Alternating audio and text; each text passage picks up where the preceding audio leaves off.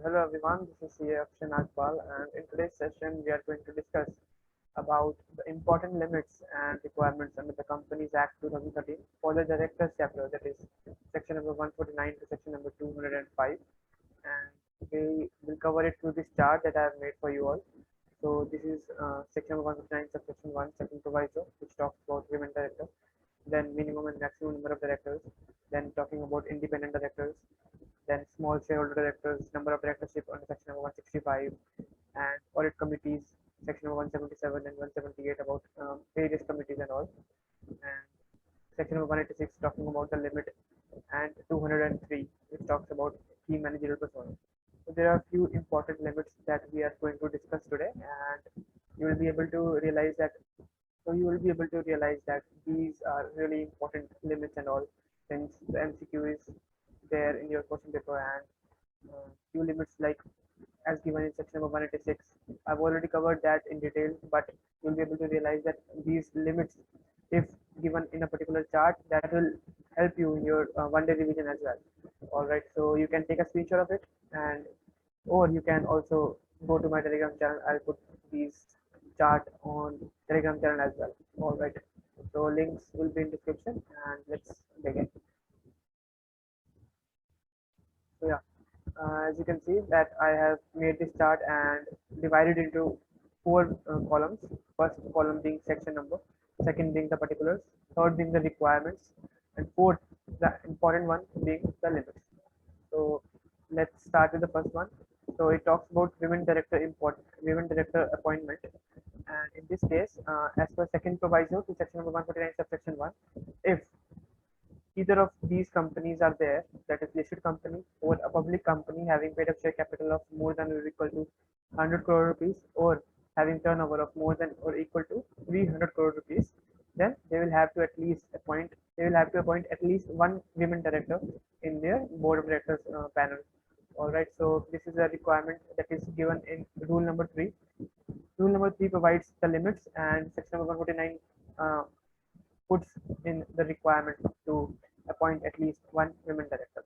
All right, now let's head to second one, which is it talks about minimum and maximum number of directors. So in case of public company, there are at least three number of directors should be there, and in case of private company, at least two directors should be there in the panel of board of directors. And in a OPC, then at least one director should be there to help the company function. All right, and talking about the maximum number of directors, it says that in either of the case, maximum number of directors can be 15. But there are always an exception, which is if a company wants to have more than 15 directors, then they can simply pass a special resolution and they can appoint more than 15 directors. Now let's head to the third limit, which talks about independent directors, that is given in section number 149 subsection 4. I have divided this limit basically of independent directors into two parts. First being independent directors, that is given in section number 149 subsection 4, and second being independent directors, that is given in section number 149 subsection 4 plus rule number 4.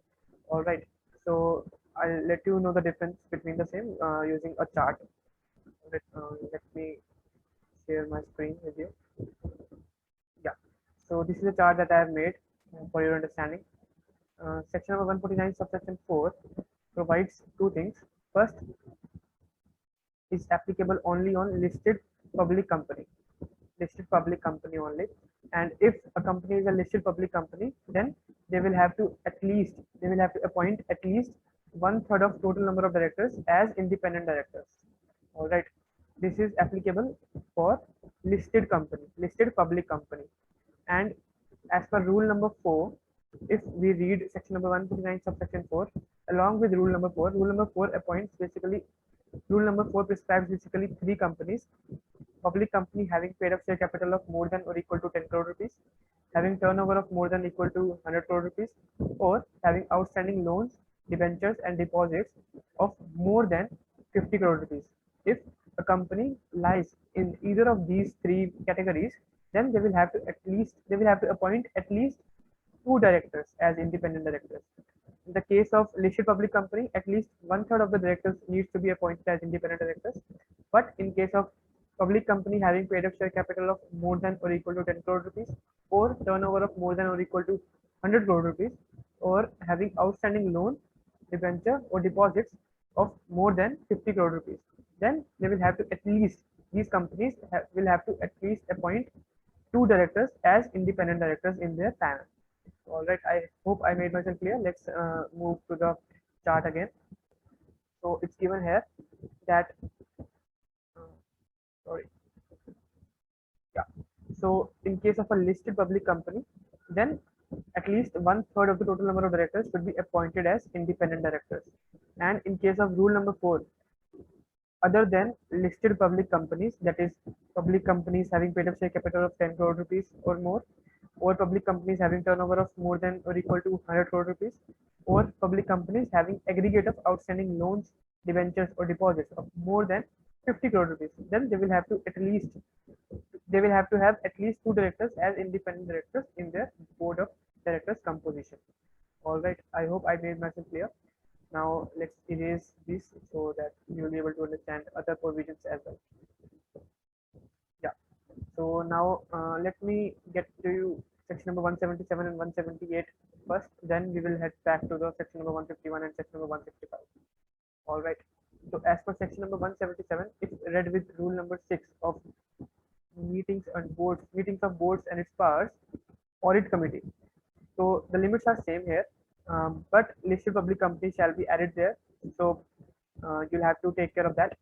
Listed public companies, public companies having paid up share capital of more than or equal to 10 crore rupees, public companies having turnover of more than equal to 100 crore rupees, or public company having outstanding loans, debentures, and deposits of more than 50 crore rupees shall have to constitute a committee or committee named as audit committee, and in that audit committee, number of directors that are needed to be there is more than at least three directors should be there in the composition of audit committee. So we can easily say that section number 177 has the same limit as that of rule number 4 in section number 149 subsection 4 as given independent directors, but listed public companies are also there, and number of directors that are needed to be in audit committee are more than or equal to 3. All right, plus majority being the independent directors. And as per section number 178 plus rule number 6 MBP, again NRC, nomination and remuneration committee, same limits are there. Listed public company having paid up share capital of more than equal to 10 crore rupees, or turnover of more than equal to 100 crore rupees, or outstanding loans, debentures and deposits of more than 50 crore rupees. Important thing that needs to be noticed here is that number of non-executive directors requirement is there, that is more than or equal to 3 uh, number of executive directors should be there, non-executive directors should be there, and more than half of the more than half of the directors that are part of the NRC should be independent directors. It's more like the majority part, but language is there that 1/2, and there, and in audit committee part it was majority. All right.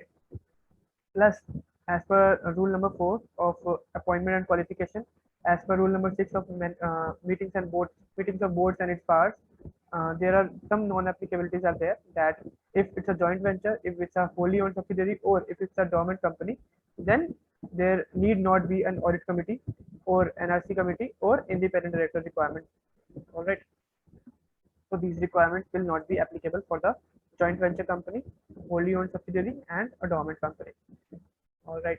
Now let's head back to section number 151, which talks about small shareholders director. I've already covered in 5 minute series. You should devote at least 5 minutes for this section.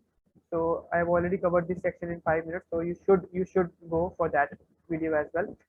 It just says that it's applicable on only and only on listed companies. All right.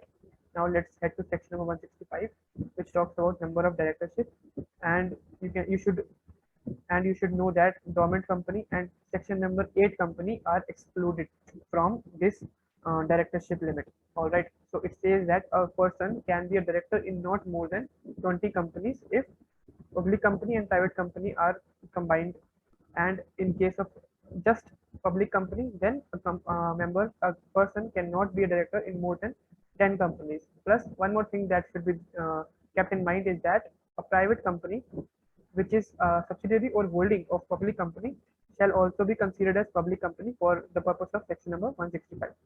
All right, so I have already mentioned it here. You can read it.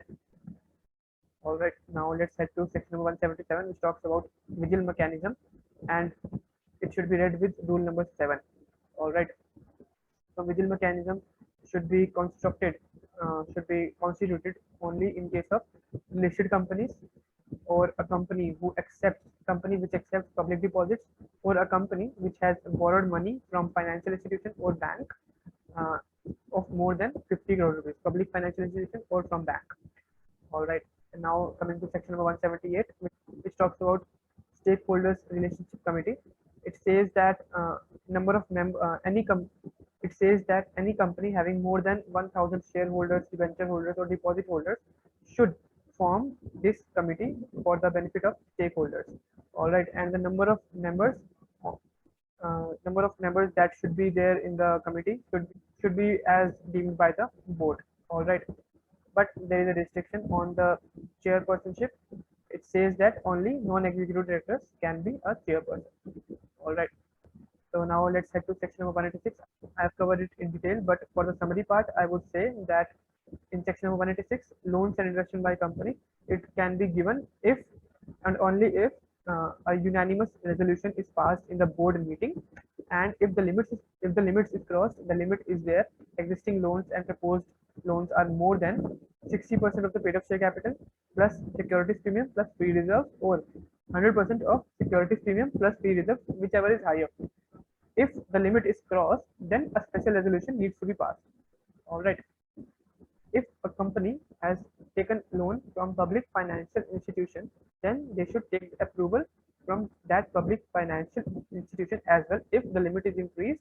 Or one more thing, if they have already defaulted for the principal amount or the interest amount, then also they have to take the approval from public financial institution. All right, I have devoted 40 minutes for this section. You can also refer to that, but I have covered the limits here, so that's good to go for the timing. All right, now let's head to section number 203. It talks about mandatory appointment of key managerial personnel. All right, key managerial personnel means basically WTD, whole time director हो गया, or a managing director, or a CEO, or CFO, or CS. All right, so as per rule 8, listed companies shall have to appoint a whole time KMP and a public company with paid up share capital of more than or equal to 10 crore rupees. And as per rule 8A, full time CS needs to be appointed if it's a case of private company with paid up share capital of more than equal to 10 crore rupees. So a conclusion can be made from this that a whole time company secretary needs to be appointed in every company if the paid up share capital is more than or equal to 10 crore rupees, either in case of public company or in case of private company, as per rule 8A in private company, as per rule 8 in public company, having paid up share capital of more than or equal to 10 crore rupees, the main crux. All right, now let's head to section number 204, which talks about mandatory secretarial audit. All right, so as per rule number 9, the limits are there. Listed companies shall have to appoint a secretarial auditor for that, and public companies having paid up share capital of more than or equal to 50 crore rupees, or public companies having turnover of more than or equal to 250 crore rupees, and every company having outstanding loans or borrowings from bank or PFI of more than or equal to 100 crore rupees. So I would suggest you to read section number 204 very carefully. The question has not been asked in recent attempts, but I strongly believe that this question can be asked in your exam in this attempt. All right, so I have already covered all the major limits in this class. So let me know if you want to have more videos on similar lines, that is penalties or limits and all. So I can make that. And all the very best. Your exams are very near. Today is 12th of June, the day I'm recording. I don't know when I'll upload this. So all the best and thank you for your time.